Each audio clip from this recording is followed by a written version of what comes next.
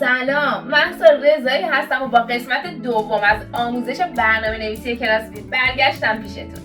توی این ویدیو بیشتر وارد آموزش واحدهای کراسفیت و سیستم‌های تمرینیش میشیم. اما اگه هنوز قسمت اول رو ندیدی، پیشنهاد میکنم که اول اون ویدیو رو ببین، بعد این یکی رو شروع کن. قبلش هم حتما مطمئن شو که منو سابسکرایب کردی که ویدیوهای بعدیمو از دست ندی.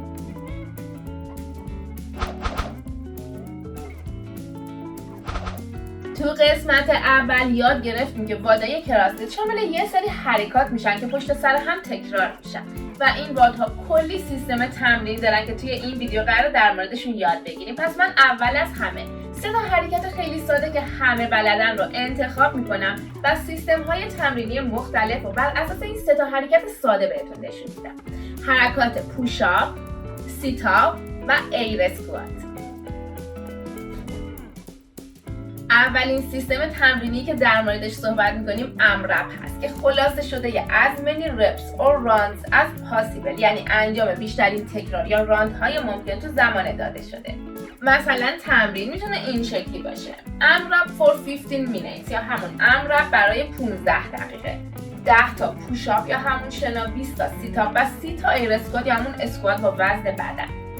تمرین اینجوریه که ما این حرکات رو از همون پوشاپ، بعد سیتاپ و اسکوات اجرا میکنیم، میشه یک راند رو انجام دادیم بدون استراحت. دوباره حرکات رو از اول تکرار میکنیم، وارد راند دوم، سوم، چهارم و الی آخر میشیم تا زمانی که این 15 دقیقمون تموم بشه. یعنی توی این تمرینات امرپ هیچ زمان مشخصی واسه استراحت وجود نداره و هر ورزشکاری که بتونه کمتر استراحت کنه و تکرارهای بیشتری رو انجام بده میتونه رکورد بهتری رو از خودش به جا بذاره. مثلا فرض میکنیم که یه ورزشکاری تقریبا هر راند رو توی 2 دقیقه انجام داده، پس در مجموع تونسته که 7.5 راند رو اجرا کنه، یعنی 7 راند رو تموم کنه و مثلا از راند 8 تا پوشاپ زده باشه. اگه ورزشکار دوم ما دقیقاً همین 7 راند رو تموم کرده باشه اما از راند 8 9 تا پوشاپ رو انجام داده باشه، توی مسابقات و توی جدول رده‌بندی بالاتر از ورزشکار اول قرار میگیره، چرا؟ چون یک تکرار بیشتر انجام داده. پس توی کراسفیت انجام دادن حتی یه تکرار بیشتر شاید میتونه خیلی مهم باشه و خیلی نتایج رو توی مسابقات تغییر بده. سیستم تمرینی امرپ یه سیستم تمرینی پرشدت یا های اینتنسیتیه. یعنی اگه واقعا همه توانتو توی تمرینای امرپ بذاری، وقتی که تمرین تموم شده احتمالاً در حال نفس زدن یا رو زمین افتادی. پس اگه یه تمرین امرپ زدی و بعدش خوش و خرم داری راه میری، احتمالاً از همه توانت استفاده نکردی و میتونستی رکورد بهتری هم بزنی. سیستم تمرینی بعدی که در موردش صحبت میکنیم فور تایم هست. میخوایم همون مثال بالا رو تو قالب فور تایم ببینیم. مثلا 5 راند فور تایم یا برای زمان، 10 تا پوشاپ، 20 تا سیتاپ و 30 تا اسکوات. توی تمرینای فور تایم شما باید توی کوتاه‌ترین زمان ممکن این 5 راند گفته شده رو انجام بدید. تفاوتش با امرپ این هست که توی امرپ به شما زمان رو دادن و رکوردت میشه تعداد راندها یا تکرارهایی که تونستی توی اون زمان گفته شده تموم کنی. اما توی تمرین فور تایم به شما راند و تکرارهایی که باید انجام بدی رو گفتن و شما باید سعی کنی که توی کوتاه‌ترین زمان ممکن اونها رو تموم کنی. یعنی دوباره مثل قبل توی این تمرینات فور تایم هم استراحتی برای ورزشکار در نظر گرفته نشده و ورزشکار باید سعی کنه که با توجه به توان خودش با کمترین استراحت‌های ممکن و سریع‌ترین حالت ممکن حرکات رو تموم کنه که بتونه رکورد خوبی از خودش به جا بذاره. و مثل قبل اگه ورزشکار اول بتونه مثال بگیم این تمرین رو توی 9 دقیقه و 59 ثانیه تموم کنه و ورزشکار دوم حتی اگه 1 ثانیه زودتر از ورزشکار اول این تمرین رو و تکرار رو تموم کنه، توی جدول رده‌بندی دوباره بالاتر از ورزشکار اول قرار میگیره. پس دوباره میتونی بگیم که حتی 1 ثانیه هم بعضی وقتا میتونه خیلی توی کراسفیت مهم باشه. و تمرین فور تایم هم مثل تمرین‌های امرپ جزو سیستم‌های تمرینی پرشدت و های اینتنسیتی محسوب میشه. سیستم تمرینی بعدی اموم هست که خلاصه شده every minute on the minute، یعنی با شروع هر دقیقه جدید شما تمرین رو از اول انجام میدی یا یه حرکت جدید انجام میدی، بسته به نوع تمرین داره. بذار یه مثال بزنم. مثلا تمرین اول میگه امون فور 15 دقیقه 5 تا پوشاپ، 5 تا سیتاپ و 5 تا ایر اسکوات. یعنی باید توی هر دقیقه 5 تا پوشاپ و 5 تا سیتاپ و 5 تا ایر اسکواتت رو انجام بدی و بعد میتونی باقی مونده زمانت رو تا تموم شدن دقیقه اول استراحت کنی. دوباره با شروع دقیقه دوم این حرکات رو انجام میدی و دوباره باقی مونده زمان رو استراحت میکنی تا دقیقه سوم. این کار رو انقدر انجام میدی تا 15 دقیقه تموم بشه. یعنی میتونی بگیم که 15 تا راند داریم که هر راند رو توی 1 دقیقه انجام میدیم. حالا ممکنه یه ورزشکار این حرکت ها رو توی 30 ثانیه انجام بده و 30 ثانیه باقی مونده زمانش رو استراحت کنه. واسه یه ورزشکار دیگه ممکنه بیشتر یا کمتر طول بکشه. شما هر چقدر سعی کنی که حرکاتت رو توی زمان کمتری انجام بدی، از اون ور زمان بیشتری واسه استراحت تا شروع دقیقه بعدی داری. و معمولا واسه یه ورزشکارا توی نگاه اول تمرینای امام میتونه خیلی ساده به نظر برسه، اما از وسطای تمرین کاملا متوجه میشن که اشتباه کردن. سیستم تمرینی امام میتونه یه سیستم تمرینی خیلی خوب واسه کار کردن روی نقطه ضعفمون باشه. اگه بخوایم روی یه حرکت قدرتی کار کنیم، باید اماممون رو جوری تنظیم کنیم که حدود 10 تا 20 ثانیه تحت فشار باشیم و بیشتر دقیقمون رو استراحت کنیم. به طور مثال الان میخوایم یه تمرین بنویسیم واسه بهتر کردن استریک پولآپ یا بارفیکس قدرتیمون. میخوایم که 30 تا تکرار بارفیکس قدرتی رو توی 10 دقیقه انجام بدیم. میتونه عدد خیلی زیادی باشه. اگه همینجوری بهتون بگن 30 تا تکرار بارفیکس بزن، شاید خیلی سخت باشه، اما با تمرین امام میتونیم اینو راحت ترش کنیم. مثلا میگیم امام فور 10 دقیقه 3 تا استریک پولآپ. عددی که اینجا برای انجام دادن و شروع انتخاب میکنی باید عددی باشه که شما بتونی به صورت آن بروکن و بدون پایین اومدن توی ست‌های اول اجرا کنی. یعنی به طور مثال من میخوام که بارفیکس میتونم بزنم و میخوام که بارفیکسم رو قوی تر کنم و میتونم 3 تا حرکت بارفیکس رو حداقل برای ست‌های اول پشت سر هم و بدون پایین اومدن اجرا کنم. پس از عدد 3 استفاده کردم. این تمرین یعنی اینکه توی هر دقیقه 3 تا استریک پولآپ میزنیم و بقیه دقیقه رو استراحت میکنیم. این انجام این 3 تا به صورت آن بروکن توی دقایق اول میتونه حدود 10 تا 15 ثانیه زمان بگیره و ما یه چیزی حدود حداقل 45 ثانیه واسه استراحت کردن داریم.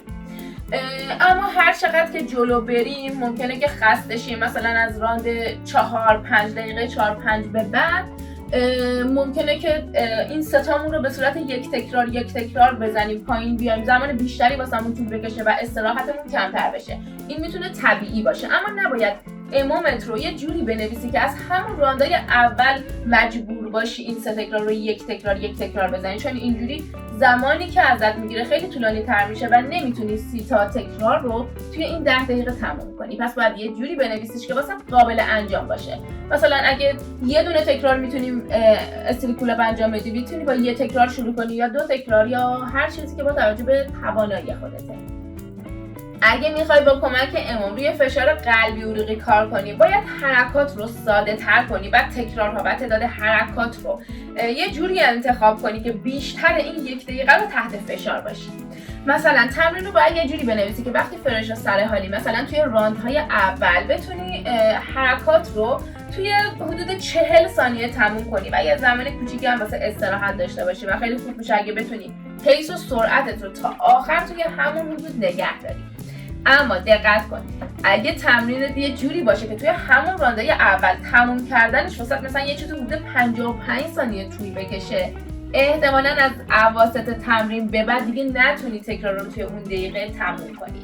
پس حواست باشه که حرکات و تکرار رو چجوری انتخاب میکنی و تمرین رو یه جوری بنویسی که قابل تموم شدن باشه.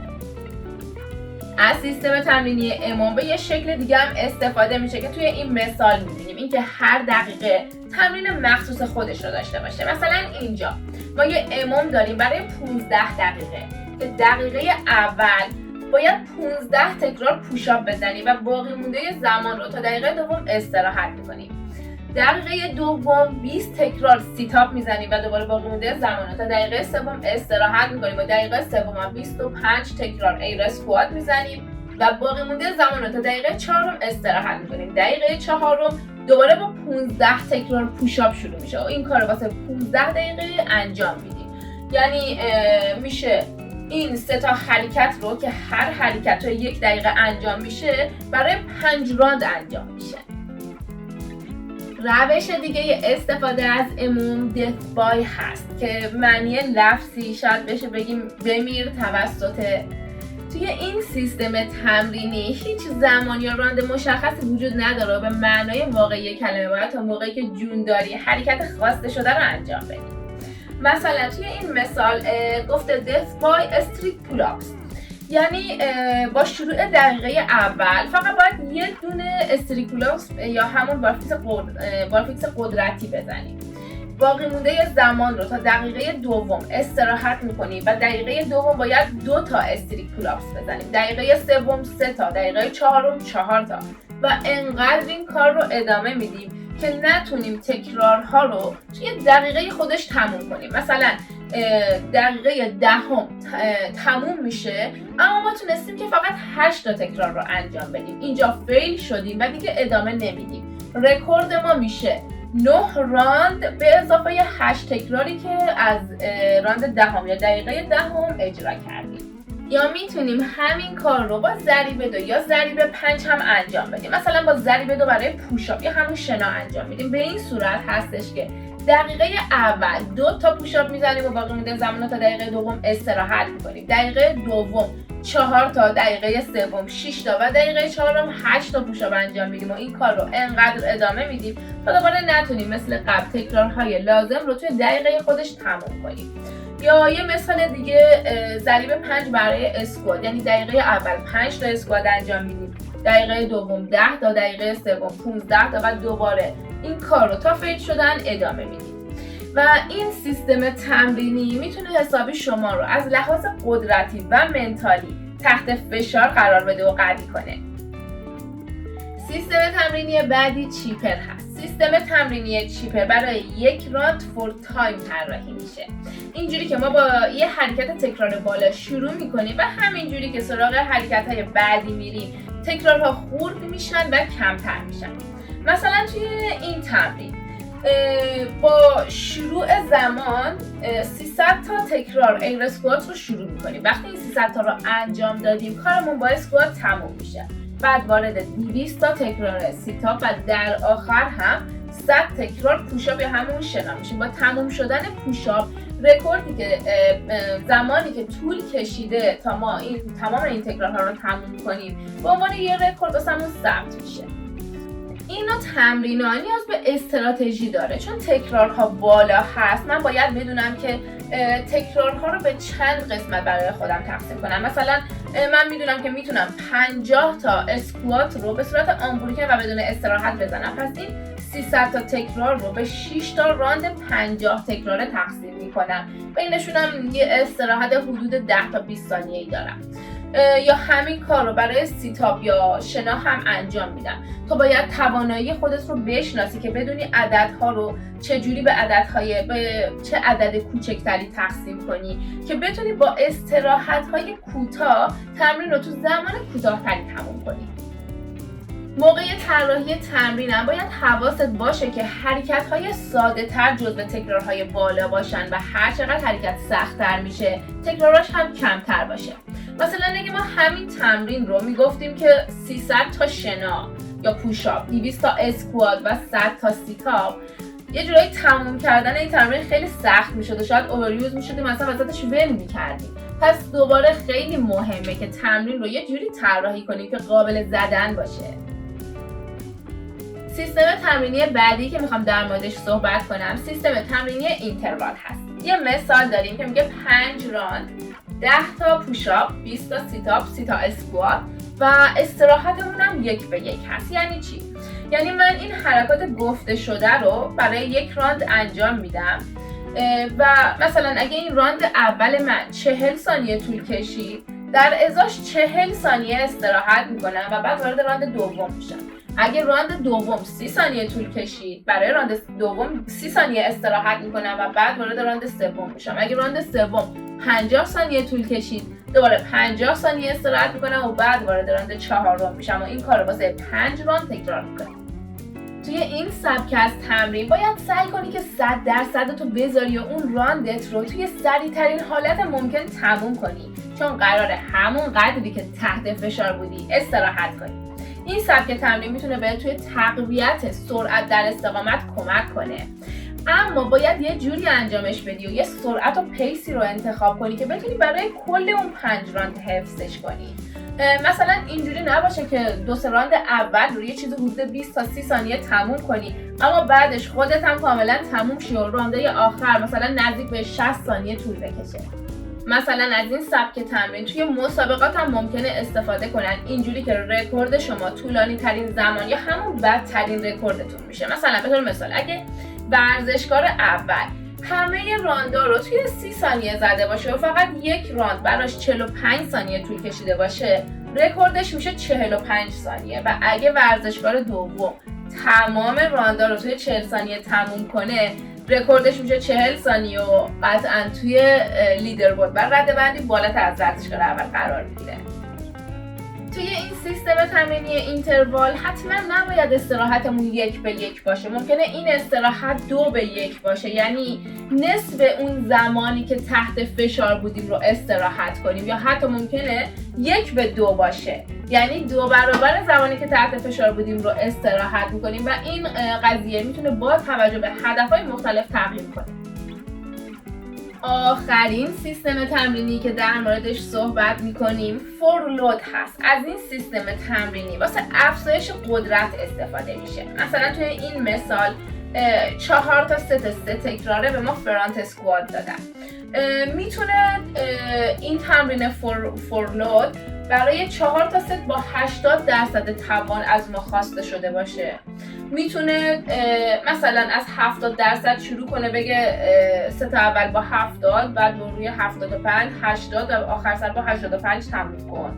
حتی ممکنه کنار این فرانت اسکواتمون به ما یه 100 متر مثلا به طور مثال بدن که مثلا بعد هر 3 تکرار فرانت اسکواتی که زدیم 100 متر میدویم، استراحت میکنیم و بعد وارد راند بعدی میشیم. یا حتی ممکنه از ما بخوان که سنگین ترین وزنه‌ای که ما میتونیم باهاش 3 تا تکرار فرانت اسکوات انجام بدیم رو پیدا کنیم که بهش میگن 3RM. در کل وقتی تمرین فورلود هست، یعنی اینکه ما داریم اندازه گیری میکنیم که چند کیلو وزنه در مجموعه یه تمرین میتونیم بلند کنیم، یا اینکه سنگین ترین وزنه‌ای که میتونیم توی تکرار گفته شده بلند کنیم و داریم اندازه گیری میکنیم. خلاصه که توی مسابقات معمولا حتما یه آیتم از این سیستم تمرینی میدن. مثلا بهتون میگن که سنگین ترین اسنچی که میتونید بزنین رو توی 3 دقیقه پیدا کنید، یا حتی ممکنه یک کامپلکس وزن برداری بهتون بدن و بهتون مثلا 5 دقیقه زمان بدن و بگن سنگین ترین وزنه‌ای که باش میتونی این کامپلکس رو اجرا کنی و پیدا کنی. حتی ممکنه به جای زمان فرصت باشه، مثلا بگن شما 5 فرصت داری. وقتی که فرصت باشه، شما وقتی دست به وزنه بزنی و فیل بشی، یکی از فرصتات پریده. اما وقتی که زمان داری میتونی هر چقدر که خواستی فیل بدی. توی اون بازه زمانی که داری سنگین ترین وزنی که تونستی بلند کنی جزو رکوردت حساب میشه. اگه خیلی تکرارهاتو بالا ببری و خیلی فیل بدی، به ضررت قطعا تموم میشه و خسته میشی و نمیتونی اون وزنی که مناسب خودت هست پیدا کنی. در 2 صورت باید مواظب فیل دادن هات باشی. خب فکر میکنم که دیگه برای امروز کافی باشه. میدونم که اطلاعات خیلی زیاد بود و ممکنه که خستت کرده باشم. ممکنه لازم باشه که این ویدیو رو چند بار ببینی یا برای هر سیستم تمرینی که بهت گفتم سرچ کنی یا مثال بیشتری ازش ببینی تا بتونی بهتر درکش کنی. اگه ویدیو برات مفید بود و دوستش داشتی، ممنون میشم که لایک کنی و کامنت بذاری یا این ویدیو رو واسه اون دوستات که فکر میکنی به دردشون میخوره بفرستی. اگه هم موضوع یا ایده خاصی مد نظرت هست که دوست داری در موردش واسه ویدیو درست کنم، توی کامنت حتما بهم بگو. خوشحال میشم بتونم کمکت کنم. موفق باشی.